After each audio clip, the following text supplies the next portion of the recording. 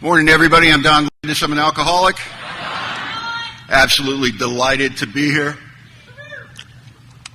I want to get some thank yous out of the way because they're very important. I always forget them. Mike, thanks so much. Karen, picking us up at the airport, being such a great host. Thank you to the committee for all your hard work. Thank you to all the speakers that have spoke before me, that are going to speak after me, for carrying the message so eloquently and effectively to all of us. It means the world to me. I have a sobriety date of September 16th, 1991. That puts me at the 31-year mark. I've learned a lot about staying sober in Alcoholics Anonymous. I've learned a lot about the activity, working the steps, being of service in the service structure. So many things that you've been laid at my feet, these spiritual tools, and you didn't just leave them there. Then you showed me how to work them. But the one thing I've never figured out how to do is carry the message to myself. And if we could do that, what would we? We'd be at home carrying the message to ourselves, but we come here. And the great thing is, you think I'm coming here to speak at Stateline. I'm coming here to hear the other speakers. I'm coming here to have my soul fired up. And this is important, right? You know why? It's December in Alcoholics Anonymous. And you know what that means? Right around the corner is January, our unofficial membership drive, right? Oh, I don't know what it's like in your home group, but we're ready because we know our ranks are going to swell. Because right now they're doing it, right? They just ruined their last Thanksgiving. They're getting ready to blow up the Christmas tree. They're going to urinate in the mashed potatoes on New Year's Eve. I mean, it's coming. And they're going to come to Alcoholics Anonymous. That conveyor belt of misery is going to show up at our home groups unannounced, but we know they're coming. They're going to think, they seem to be expecting me. We are. We are.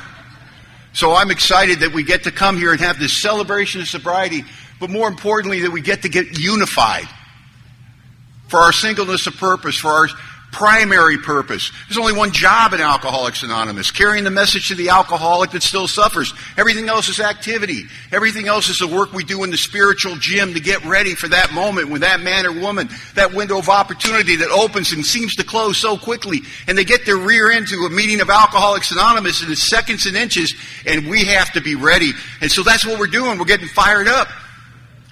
We're getting grateful. We're thinking, how lucky are we that this gift has been disposed and given to us freely. We didn't even think that was going to happen. I don't meet people in Alcoholics Anonymous that went, yeah, I knew I was going to get sober. I don't meet those people. I will tell you this, though. I know a couple of knuckleheads. Their sobriety date is January 1st. How the hell do you throw a dart at the calendar and pick your sobriety date? I mean, I had the same plan. My sobriety date's September 16th, but, and I want to thank the committee, and we're not supposed to drop names, but I got to tell you, our gift bag, that's otherworldly. I'm just coming down off a little diabetic shock episode I had from all the good stuff in my gift bag, Marnie. It was unbelievable. Unbelievable. We were just like, she picked it. Man, we're going to have to pick up our game at our conference. I mean, that was unreal. The gauntlet's been thrown down. And I'm excited. I'm always excited to be in Alcoholics Anonymous. See, it's not about being at the podium and getting to talk to you good people and share the good news about what's happened to me in Alcoholics Anonymous and be able to talk about our inventory process and steps 4 and 5. That's all great. You got to understand, I'm just grateful to be a member of Alcoholics Anonymous. You see, that's an honor and a privilege. For a long time, I didn't think I wanted it. And then once I wanted it, I knew I'd never make it in AA. Who am I kidding? Because my experience tells me I may want it. I may have all the information, all the consequences, all the pain, suffering, failure, guilt, shame, and remorse, everything that anyone that has a casual understanding of alcoholism would look at a guy like me and say, you shouldn't drink. And guess what? I'm not arguing. But here's my experience. I always drink. Dumbest thing we ever say to new people is we don't drink no matter what. Did you think I didn't think of that? Did you feel I didn't try that once or twice already? And I love Mike's talk before me. He talked about going to meetings, sitting in the clubhouse all day long with that alcoholic chant when we're new. Don't drink, don't drink, don't drink, don't drink. Leave the meeting that night. Get drunk. I understand. I identify with that kind of stuff. So I'm grateful to be here. I'm grateful to be a member of Alcoholics Anonymous, just to go to meetings with people like you and enjoy the gift of sobriety one more day. That gift I didn't think I wanted for a long time. But I'll tell you what, it's in my life today. And it's the biggest aspect of my life. You see, I'm in the middle of a miracle in my own life. Not only that, I go to rooms every night and I get to sit with miracles. And I don't want to miss it. I don't want to be distracted by the worldly clamors. I don't want to be distracted by the things, because we're back in the real world. We're making livings, paying mortgages, staying married, raising kids, getting sick, getting well, marrying them and burying them. We're back in the world. And it can distract me from the most important fact of my life. I'm a bird that doesn't fly. I'm a fish that doesn't swim. I'm an alcoholic that doesn't drink, and it's damn amazing. And I'm grateful. And I don't want to miss it. And I've spent too much time in my sobriety missing the fact that I really got nothing to complain about. I'm living on borrowed time. Where that newcomer version of me every now and then pops up when I have the audacity to complain about some of the stuff I complain about in my life today. And he'll say, don't you remember? Don't you remember when you came out of that blackout and you thought you killed that guy? Don't you remember when you'd wake up every day and not know where you were? Don't you remember when you prayed to God on your hands and knees, please God, not tonight, I'm dying here, I can't do it one more night, yet you were drunk that night? Don't you remember? You're so ungrateful, Don. And I say that for myself to hear it, not for you to hear it. Because I miss the miracle that I'm in the middle of, and I don't want to miss it. And I love events like this because it kicks me into the correct form of consciousness where I'm aware of what has occurred in my life, this divine act that's occurred in my life, undeserved, brought to me with no power on my part. I have a sobriety date I gave you. I have a sponsor. His name's Vin Kay. He's 41 years sober, and he's completely unimpressed with me. My prayer for you, if you have a sponsor, is I hope your sponsor is unimpressed with you. It's a tremendous asset.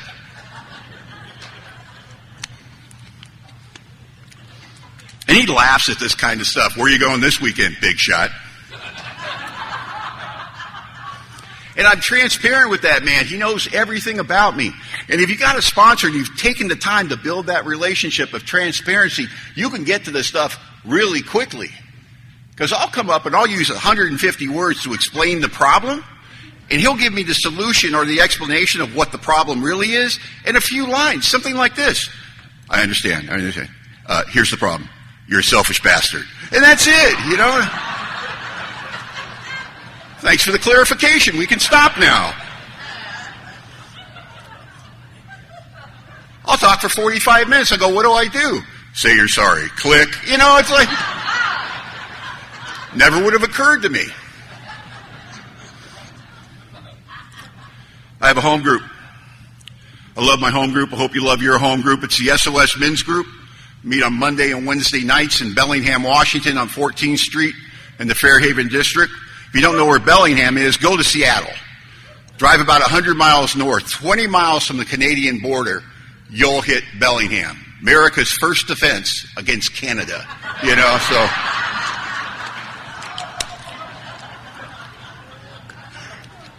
But if Canada makes their move, we're not making any promises because we're kind of a dope-smoking college town, you know what I mean? Canada rushes the border, be like, welcome, dude, you know, so.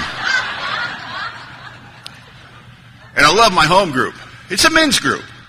You know, where men are men.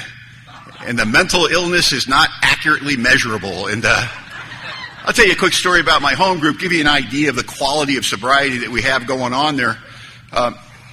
When I was 25 years sober, a couple of new guys came into our group, and that's nothing new. We get new guys in the group all the time. You know, these wrecks of humanity that wash up on the shores of Alcoholics Anonymous, more dead than alive. And these two guys came in within a week of each other, Ben and Matt.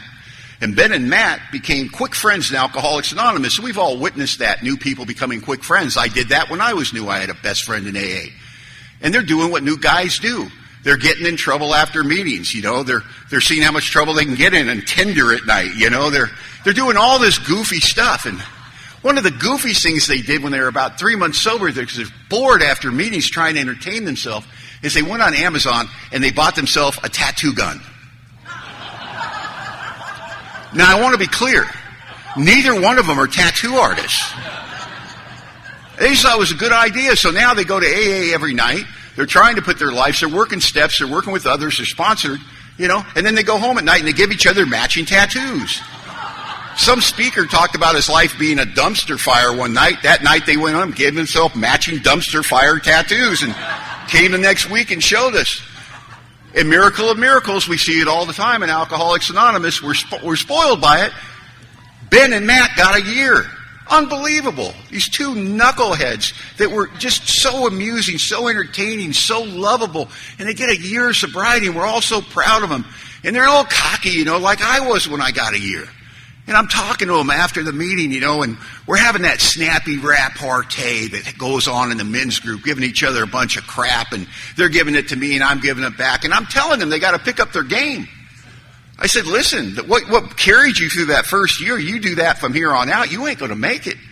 We see a lot of 1-year coins. We don't see a lot of 5 years, and you're going to have to pick up your game. I'm telling you, I don't think you're going to make it. And they get all defiant. Oh, we're going to make it. We'll show you. I said, listen, I'm so concerned about you. If you get 5 years in the program of Alcoholics Anonymous, hell, you can tattoo me. Now,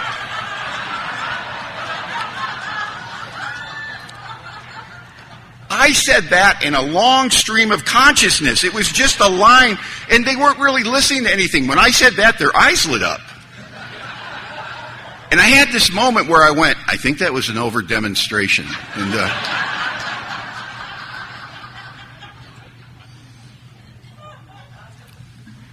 in the next 4 years that followed, certain things would happen. Ben would take a coin for 3 years. He would thank the group, thank his sponsor, and as he was leaving the podium, he'd catch eyes with me and he'd go.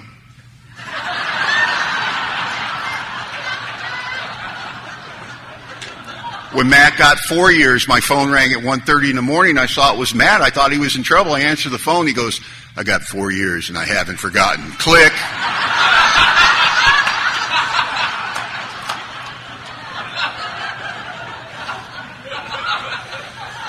Now, I want to be very clear. I'm not a tattoo guy, right? I don't have any tattoos at that point.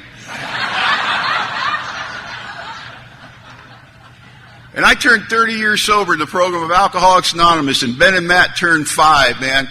And we have a big party over at one of my sponsees' house, and everybody's there. My sponsor's there, my wife's there, all my sponsees are there, all the guys from my group are there, their wives and kids are there, and Ben and Matt are there.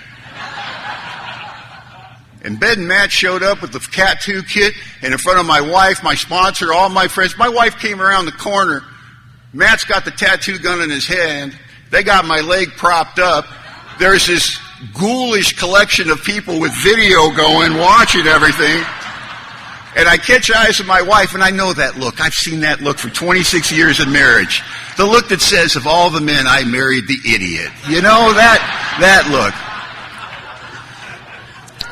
And I'd love to tell you that I was surprised by the quality that in the 5 years of tattooing each other, they acquired some form of artistic skill. Nothing could be further from the truth. It was the quality of a 5-day meth run, coming out of it, shaking violently, not knowing how to spell prison art.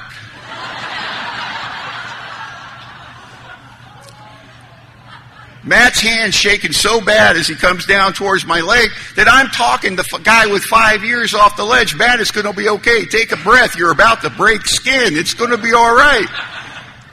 And they get done, and it's a horrible tattoo, and everybody had a great laugh at my expense. And you'd think that'd be the end of the story, but it's not. Because Ben walks over, and he looks at the tattoo, and he goes, it's not bad, but it's not as good as mine. And I go, what do you mean? And he pulls up his shorts that he's wearing. On the top of his thigh is my wife's initial with a heart around it, which is the tattoo I got. And the guy's got my wife's initial with a heart tattooed on his leg. And I said, Ben, why in the hell would you tattoo my wife's initial on your leg? And he said, well, he had to practice.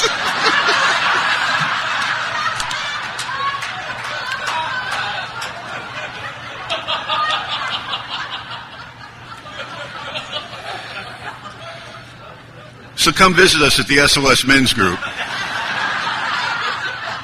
We'll make sure you feel very welcome.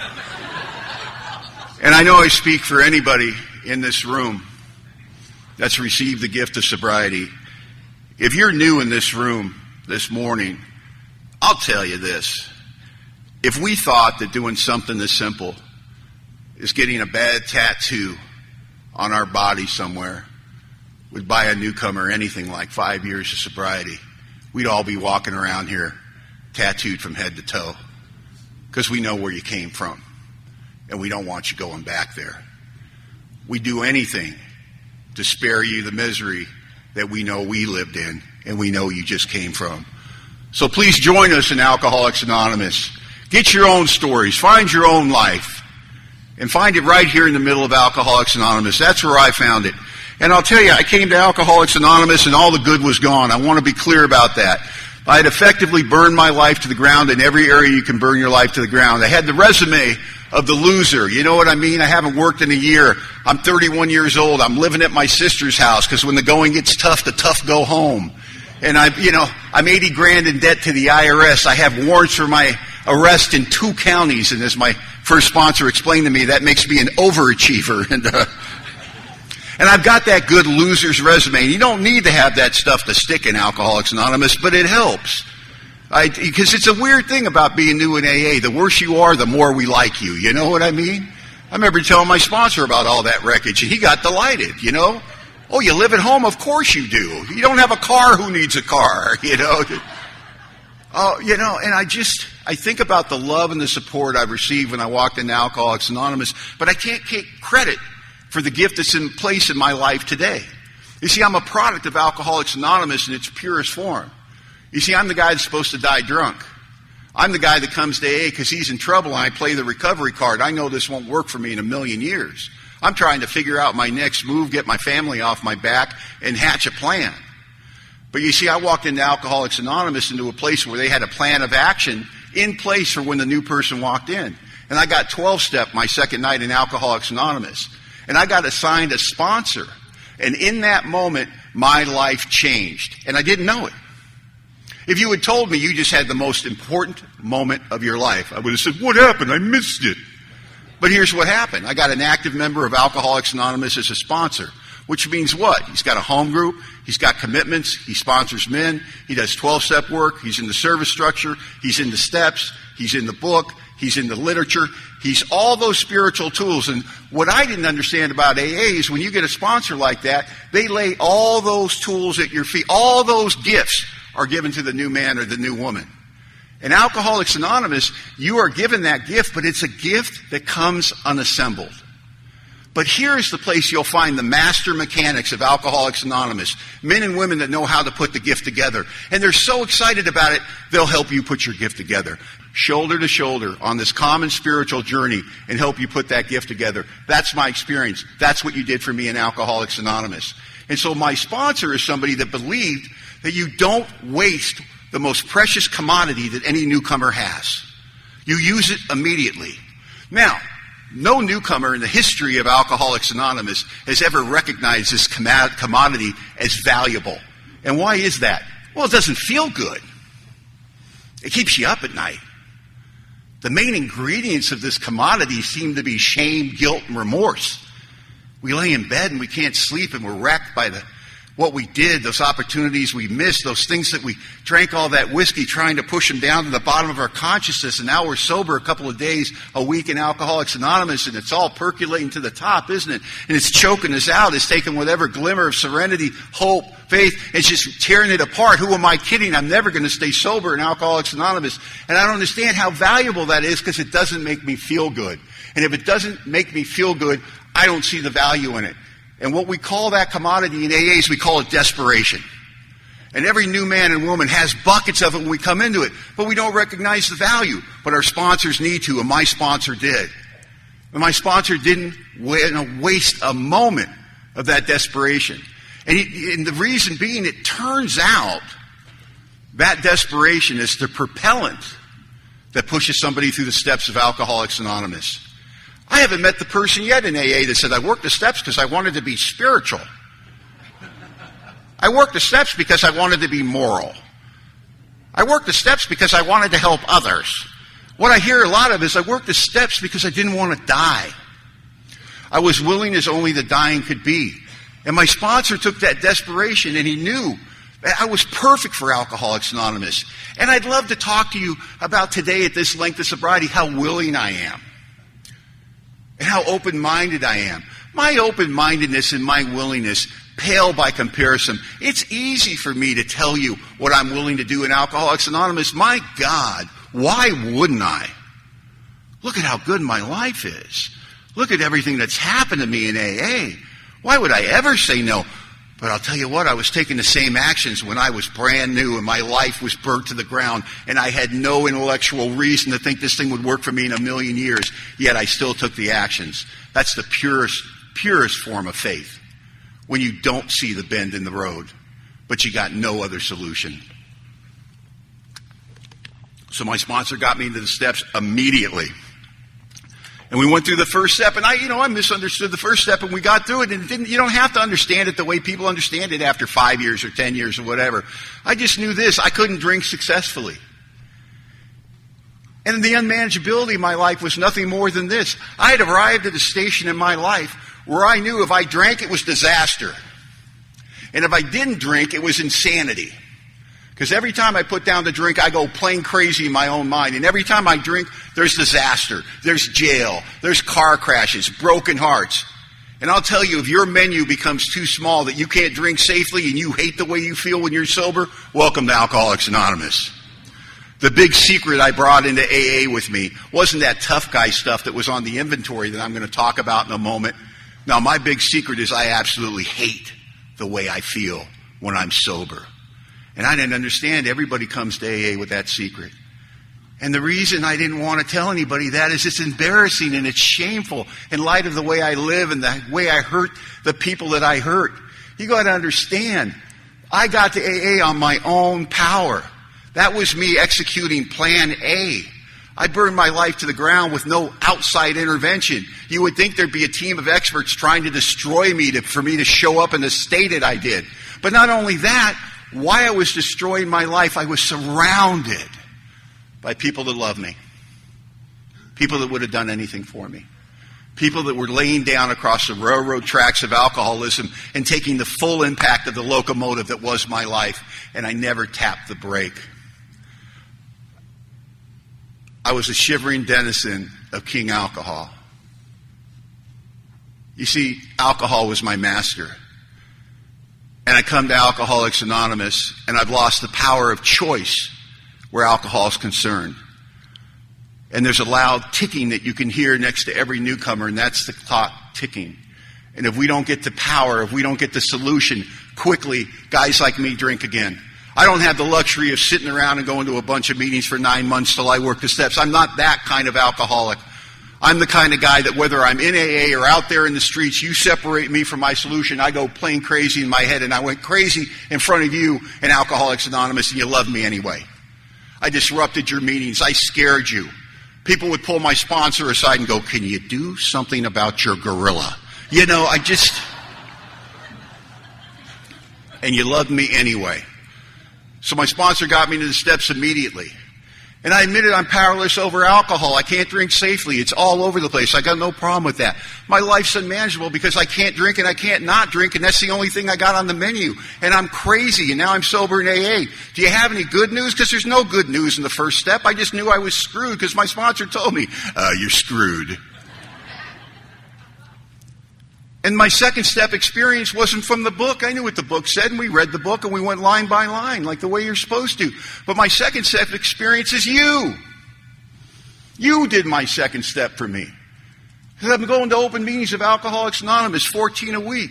And I'm sitting with good men and women that understood their responsibility when they shared in a meeting of Alcoholics Anonymous. They didn't share about their success at work. They didn't share about the problem they were having with that course they're taking in college. They didn't share about the new puppy they got. They didn't share about their hunting trip. You know what they shared about? They shared about how they got through the day without taking a drink. They talked about coming here and not believing in God. And they talked about forming this fledgling relationship with a power greater than themselves that they didn't believe in the beginning, and it achieved the miraculous in their life. And they talked about these beautiful lives that they've been given in Alcoholics Anonymous. And every single one of them gave credit to this power, this God, this entity, this unsuspected inner resource, whatever you want to call it from the book. I don't care. But you all gave credit for it. And it's intriguing to the new man and the new woman. Either they're having a second meeting I don't know about where they're getting their lives in order, or this thing's real. Because they're all saying the same thing in their own words and they're giving credit. And all I believe is this. You say the power did it. I want some of that. I don't believe in God. I don't have to believe in God. I was a guy that was willing to believe in God. I'm taking actions that look like a guy that's willing to believe, right? I'll tell you what, when you pray to God and you don't believe in God, there ain't much more willingness than that, right? When your prayers sound like this, God, I know you're not there, but if you are, I should probably say, I'm sorry. You know? And I got to the third step by the time I was probably 2 months sober. And by 2 months sober, let me tell you, a lot can happen in Alcoholics Anonymous in 2 months. If you're going to 14 meetings a week with a sponsor, and you're showing up early, you're staying late, you're doing all the little activities, and you know what I'm talking about. You finish cleaning up, it's 10 o'clock at night, you're so tired, you're dreaming of sleep, you just want to go to bed. And then somebody goes, hey, you want to go out for coffee? And you go, yeah, coffee sounds good. Yeah, double espresso would go good right now. Well, we had 15 cups of coffee. Then you're up all night because you drank coffee all night. Doing the newcomer shake. Ooh, I remember when I did that. Good, I thought I forgot that. Ooh, 5th grade. And it's just tearing you apart. And you tell your sponsor, I can't sleep at night. I think it's remorse. No, I think it's caffeine, but... And some big stuff happened for me in the third step. Because I'm brainwashed when I come to Alcoholics Anonymous. We forget how brainwashed we are when we get here, right? Because we had them surrounding us, didn't we? Those well-meaning people. I know they said it to you, they said it to me. You're a great guy. You got a lot of potential. Oh, you'd be so happy if you just quit drinking. All your dreams would come true if you just quit drinking. Everything would work out if you just quit drinking. They've been telling me that for years.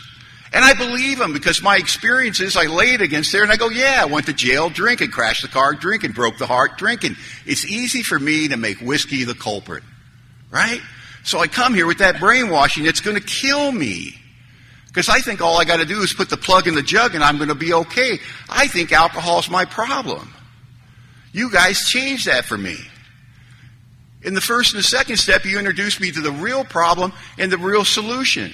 First step's the problem. Second step's the introduction to the solution, the power.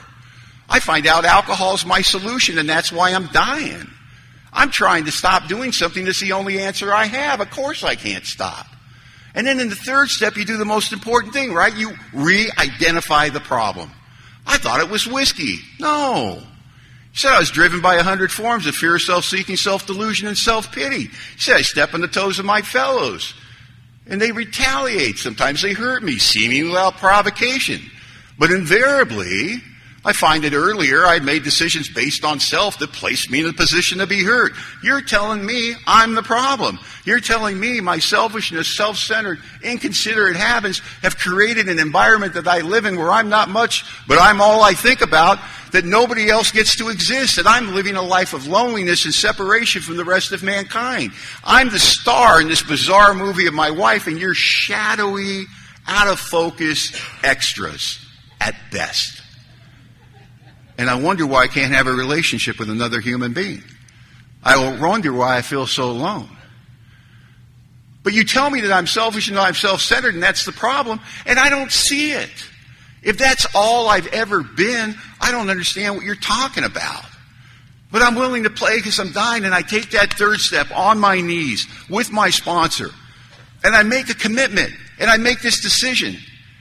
And yes, it's a decision, as the book says, to turn my will and life over to the care of God. Yes, it's a decision to take the actions associated with fulfilling that decision. Steps 4 through 9. It's all of that. But really, this is what the decision is. I believe that you believe there's an answer. I believe that you believe it's this power. And I want a relationship like you have a relationship with this power. How do I get that relationship? How do I do it? I'm not doing steps 4 through 9 because I want to drudge up the past or pay back the money. I want to have a relationship with that power because I'm convinced I'm going to die if I don't find it. And I take that momentum and I squander it.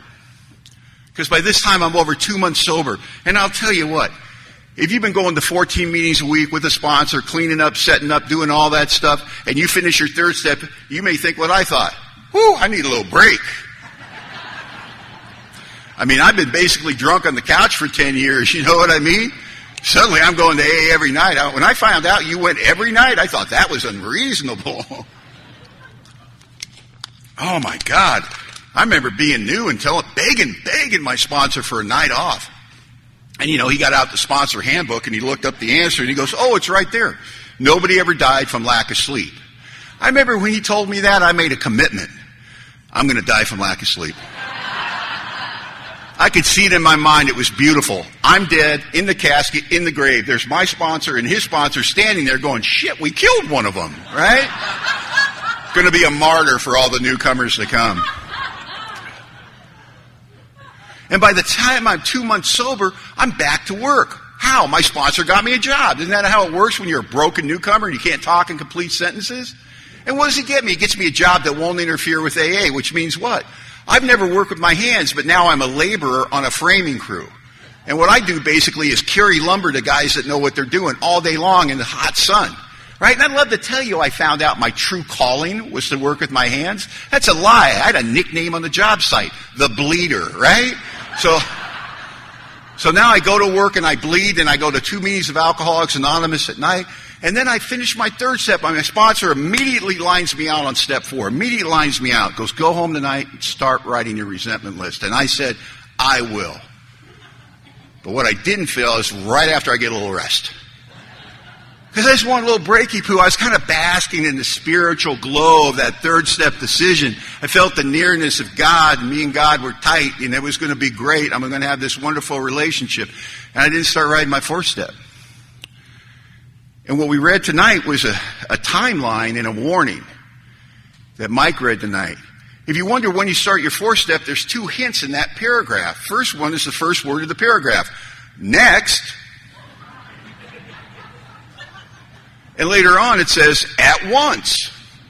So after you do your 3rd step, when do you start writing your 4th step? Next and at once, right? And then there's the warning. Our decision, step 3, would have little lasting effect unless followed at once by a strenuous effort to be rid of the things that have been blocking us from Him. I ignored that.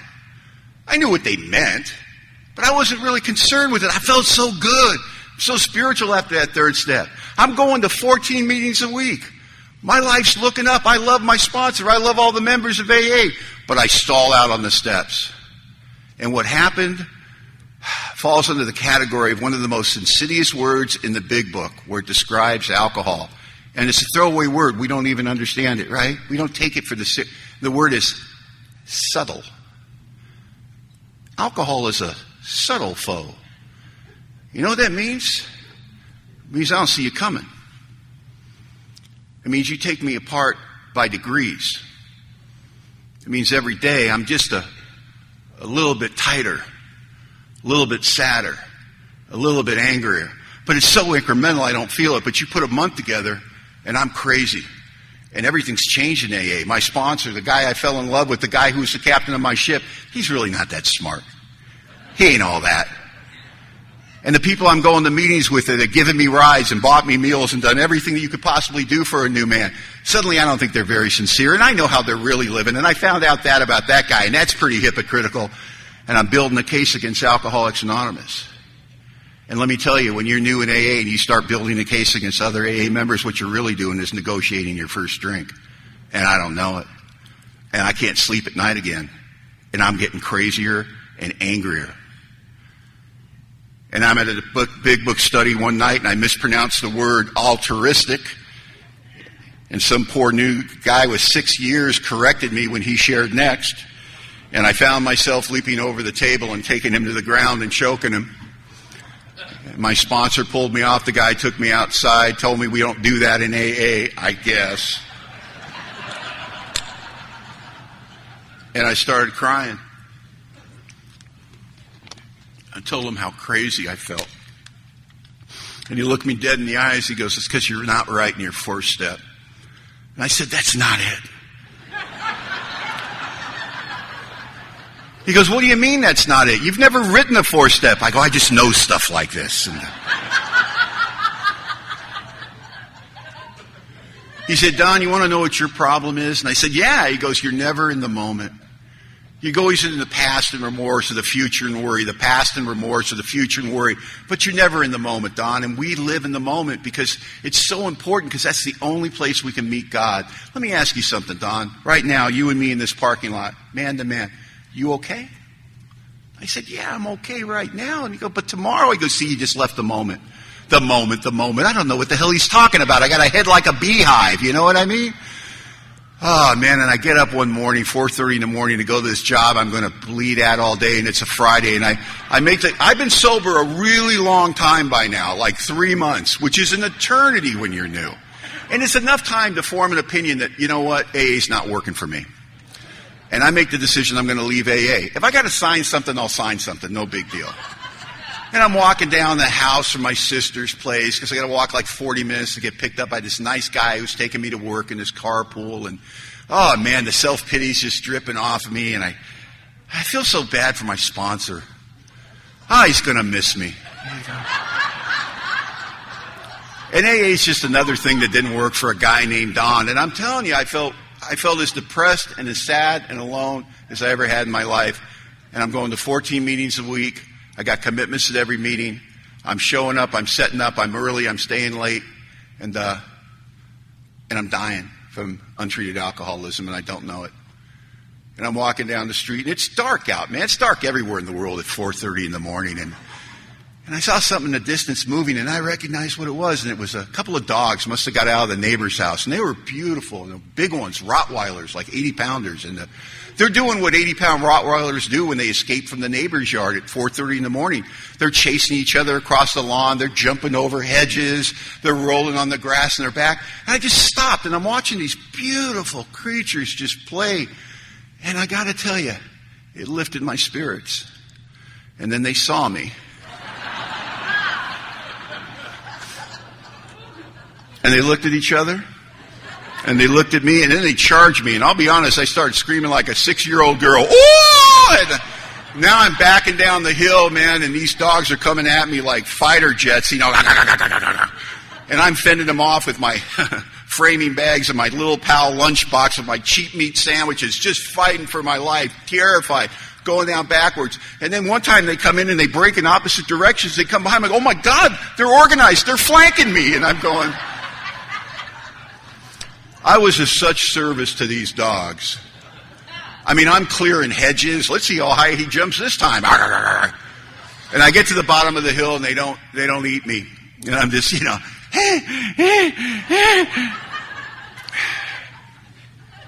And now I'm not leaving AA. Because you can't waste a story like that. And where else are you going to tell it? And I can't wait to get to the meeting that night and tell my sponsor my latest tale of woe. And I tell him a 3-minute story like a good newcomer in 30 seconds. They tried to kill me. They had teeth like that, and I fought it off. And he listens patiently, and I get done. He goes, well, I bet you're in the moment. And then he said, Don, I love you, and I know that God loves you very much, and I hope he doesn't have to send any more dogs after you to prove it. And maybe you should write that 4th step. And I agreed. And I went home that night, and I started writing my 4th step, and I did it right out of the book. And I was convinced that self had defeated me, and I considered its common manifestation. So I'm going to look at my resentments, my fears, and my behavior in my sex life. And if I look at that clearly and honestly and thoroughly, it's going to give me a pretty good shot the first time through. But keep in mind, the storage locker is filled with pitiful, incomprehensible demoralization, 3 feet of muck and mud and filth that is acquired over a lifetime of running on self-will. The chances that I'm going to be able to do one inventory and clear all that out is going to be very unlikely. A lot of what I'm going to be dealing with is consequence.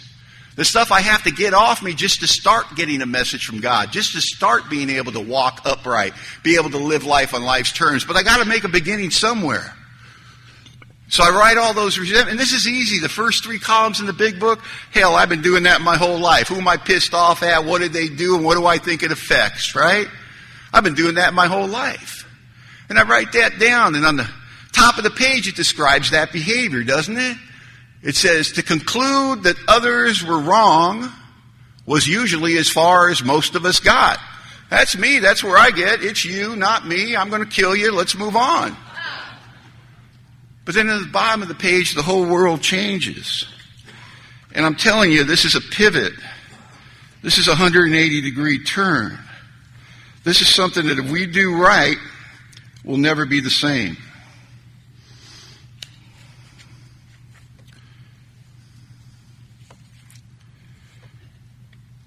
Page 66, last paragraph. We turn back to the list where it held the key to the future. We're prepared to look at it from an entirely different angle. Before we can talk about the different angle, make sure we know what the original angle was. If we're going to look at it from a different angle, what have we been looking at it? To conclude that others were wrong was as far as most of us got. What's going to be our new angle? We realized the people that wronged us were perhaps spiritually sick, though we did not like their symptoms and the way they disturbed us. Their symptoms, column 2, the way they disturbed us, column 3. They, like ourselves, were sick too. Hold the phone. They, like ourselves, were sick too. Who else do I know that's sick? Hell, from the day I walked into Alcoholics Anonymous, you've been giving me that compliment, haven't you? Well, Don, some are sicker than others. I wonder if they're talking about me. And suddenly, in one short line in the big book of Alcoholics Anonymous, I go from superior to just like. Isn't that something? If my heart is open. Then I have to go to God and I have to pray. And what am I going to go to God for? Prayer is a method of going to God and asking for things that I don't have under my human power. If I resent you, I'll tell you what I don't have. So I have to pray to God to give me the same patience, tolerance, and pity I cheerfully grant a sick friend. Trust me, I don't have that of my own. And then I ask God to save me from being angry. You know what's interesting about all this prayer that we do before we even write our 4th column? There's no point writing a 4th column unless I get spiritually fit. Until I believe that I'm just like you. I may hate you. I may not understand why you did what you did, but I better understand you're just another one of God's kids. Bill said Thursday night, it wasn't personal. You were in my blast radius and I was in your blast radius, but it was never personal. I'm not better than you. I'm not less than you. I'm just like you. But notice I don't pray for you. I'm praying to God to give me something so I can be of some earthly good to you, and I'm praying to God to save me from being angry. There's something that crept into Alcoholics Anonymous a long, long time ago, and it's become direction, and it's not in our directions in our 12 steps. But I hear it talked about in meetings as though it were. And people talk about, I have a resentment. Oh, it's my sister-in-law. Oh, she can't help it, that poor girl, bless her heart. She's just a slut. But I'm sober in AA, and I'm doing what they taught me in AA when I'm resentful. I'm praying for her. I'm praying that she gets everything I would want for myself. I'm praying that she finds happiness. I'm praying that God enters her life and helps her. I'm praying for her. And then I hear a guy come in and say, I got a resentment. It's that boss, that guy that doesn't understand me. They're not paying me enough. He's a thief. I hate him. Everybody hates him. But I'm sober in AA, and I'm doing what the program teaches me. I'm praying for him, He's a jackhammer and an idiot, but I'm praying for him. I'm praying he gets everything that he wants, that things go his way, that God enters his life and loves him, because that's what we learned in AA. And it ain't in the book. And I'll tell you why it's not in the book. Right? Can you imagine? Let me ask you something. When you pray for somebody else, I don't know about you, but do you pray from a position of superiority or inferiority? Or from a position of I'm just like you? I don't know about you. If I pray for somebody I have a resentment against and I haven't taken it through the columns, I'm praying from a position of superiority. Now, I'm not saying there's anything wrong with praying for people after you've done the work in the book, because a very funny thing happens when you write that 4th column.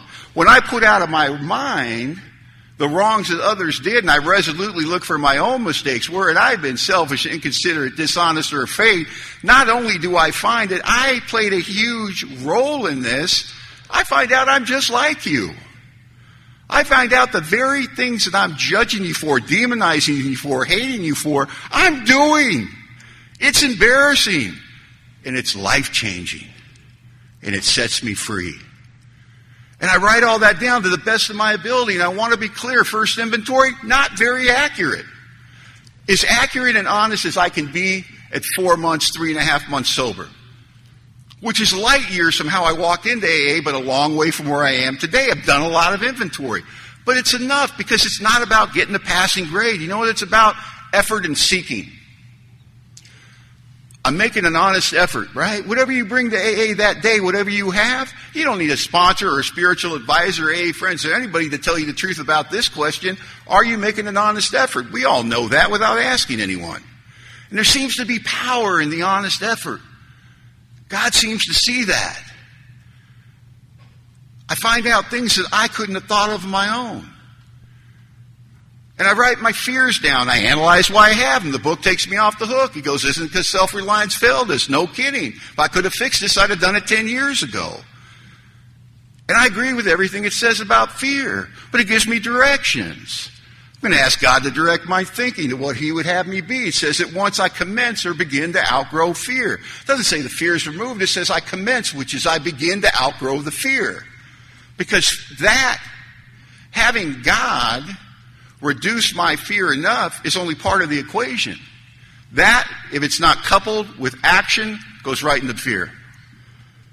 You see, I'm on the couch. I'm paralyzed. I can't do it. I love when we tell newcomers, just do the next right thing. Oh, Jesus. You see, I don't have a lack of information problem. I've been walking around my whole life knowing the right thing to do. If I could do it, I'd have done it. I can't. Lack of power problem. So if I go to the power and I say, please God, please Dad, give me the power to walk through this fear and do the thing I need to do, to pay back the IRS, to show up in those courtrooms, to say that I'm sorry, to make those amends, to stay sober in Alcoholics Anonymous, I better get off the couch and take some action. So now I'm in partnership. I'm not even done my fourth step, and I'm in partnership with the Creator of the universe because I know I can't do it without Him. And I write that sex inventory, and that's not a hit list, just so you know.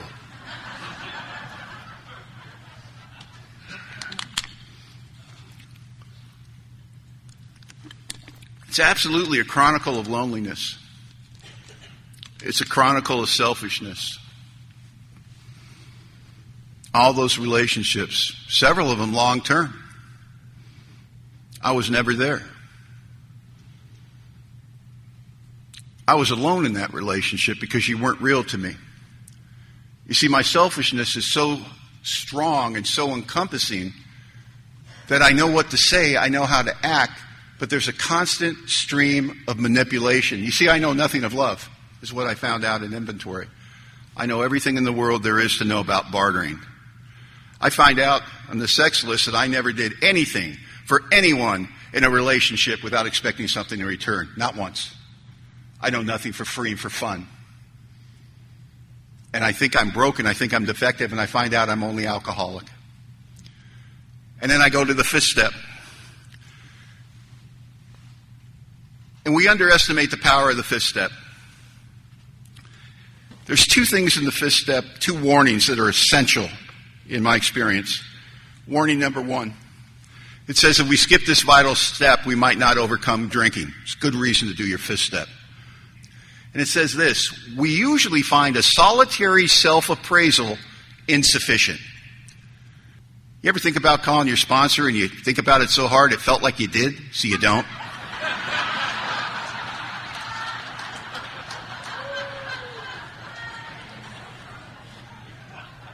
I call my sponsor about stuff all the time. You know what I think as I'm calling him?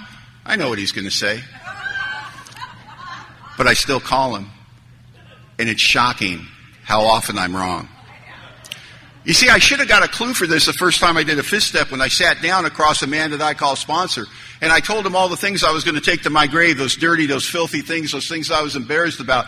And you know what? He didn't throw me away. He didn't say, get out. He didn't say, we don't have room for a loser like you in Alcoholics Anonymous. He didn't say, you're disgusting. You know what he said?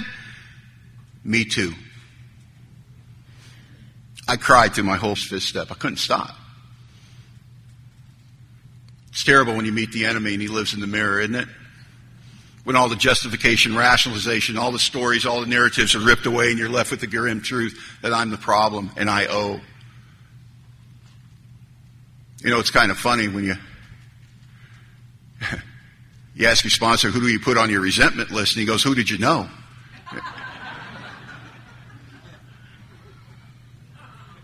And then you ask him, who do you make amends to? And it's the same answer. Who did you know? And you find out that you were at war with the whole world and the people in it your whole life. But I remember my first resentment changed my life that I wrote about because it was my father. My father left the family when I was 2 years old, went out for a pack of smokes. We never saw him again. He never sent a dime of support. We grew up in abject poverty. I grew up in a gang-ridden neighborhood, getting my ass handed to me, never having a guy to stand up for me, never having a guy to explain things to me. I grew up alone and bitter, and that's the juggernaut resentment. That's the Genesis resentment. That's the resentment that made all of the resentments possible. And so when I got to the fourth column on that, I left it blank. I was 2 years old, for God's sakes, and my sponsor didn't let me off the hook. He says, this is blank. I said, yeah, I didn't do anything. And he goes, wait a minute, that's not what we do in Alcoholics Anonymous. We resolutely look for our own mistakes. And I yelled at my sponsor at the beginning of my first inventory fifth step. I said, are you kidding me? You know my story. And he said, Don, let me get this straight. He goes, he left when you were 2. And I go, yeah. He goes, how old are you now? I go, I'm 31. He goes, oh, let me get this straight. So you let a man, by your own admission, you've never known, completely dominate your life for the last 29 years? And the clouds parted. We usually find a solitary self-appraisal insufficient. It's so important that in my sobriety today that I realize that's as true today as it was when I was brand new. That I don't let my length of sobriety think that I know. And think that I don't have run my life by somebody else and see what they see. Because I can't see myself. I've done many inventories over the years in Alcoholics Anonymous, and none of them have been bad, and none of them have been good. All of them have been perfect. The only bad inventory that you can write is the one that you don't write when you think I should probably write an inventory. That's the mistake. Because I've never written inventory and shared it in the fifth step with another man and not walked away with something that I found valuable. And I'll tell you this, the reason the fifth step is so important to me, all the information in my life that I have that I've been able to take action on, I've been able to bring to God and go, this is what I need to do, this is what I found out. I didn't come up with it. You see, I know what I know. It's what I don't know that's going to kill me and drive me back to the drink. It's come from a sponsor. The fifth step is so essential. I've only got a couple of minutes, and I want to tell you a quick story, and I want to sit down. And it's really not about the fourth or fifth step, but I've got the microphone, so what the hell.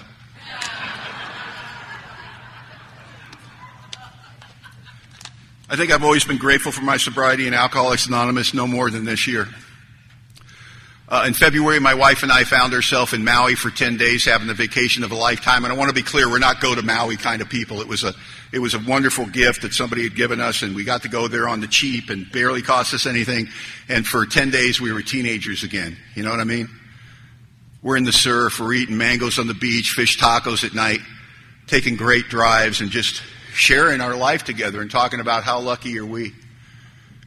And in March of last year, my wife had some symptoms, and she went in and had a colonoscopy. And, you know, you find yourself in an oncologist's office a week later, and you hear the things you never want to hear.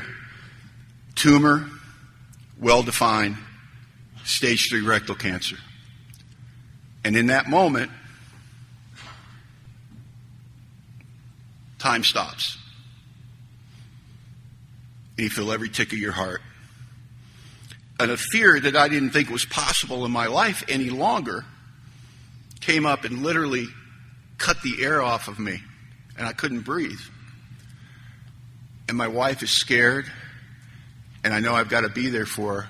But I'm so afraid. And that night I wrote a very quick fear inventory. And I told God exactly what I was afraid of. And exactly what I wanted him to remove. And I asked him to direct my thinking to what he would have me be. And I got one answer. And they say that the opposite of fear is faith. I don't know. Because the answer I got was gratitude. And I sat for 45 minutes. And I told God how grateful I was for Eileen. And I told him every story I could remember about Eileen from the day I met her to the day that I was sitting there with him. And I talked about how wonderful it had been, the good times and the bad. And when I got done with that, I told God the truth. I said, God, I'm taught in Alcoholics Anonymous that I can't pray for outcome. And that's easy, man. When it's a job promotion, you hope you get hired at that joint. You hope you win the fantasy football league. you hope it's easy not to pray for that stuff. But when it's the person that you love more than anything in the world and you think you might lose her, it's hard not to pray for outcome. But I don't run the show. God's everything or else he's nothing. And that means that I don't get to decide what God needs to have happen. And I'm scared to death. All I was left with is, you've been so good to us. And we thank you. Thank you for letting us meet. Thank you for letting us have this 26 years together. I hope there's more. But I don't want to be ungrateful. Thank you so much. And I watched my wife go through the process that you go through that with all the treatment, and I watched her get very sick, and I watched her do it with the grace, dignity, and class that I would expect from a woman that I love like good poetry. She's one of the classiest human beings I ever met. And then you get done with the treatment, and they say, we think it went well, but we're going to wait 90 days and do the big scans. And for 90 days, you pretend like there's not an elephant in the room. And you talk about everything but that. And then you walk in and you get the big scan. And we find out she's 100% cancer-free.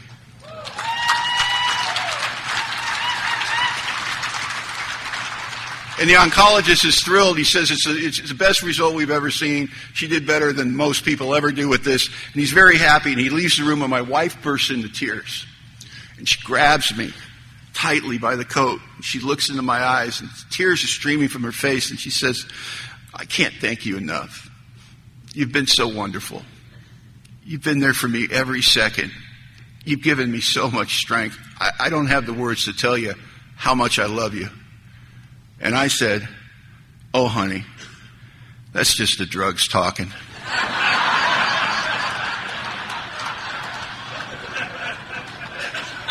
You'll get over it.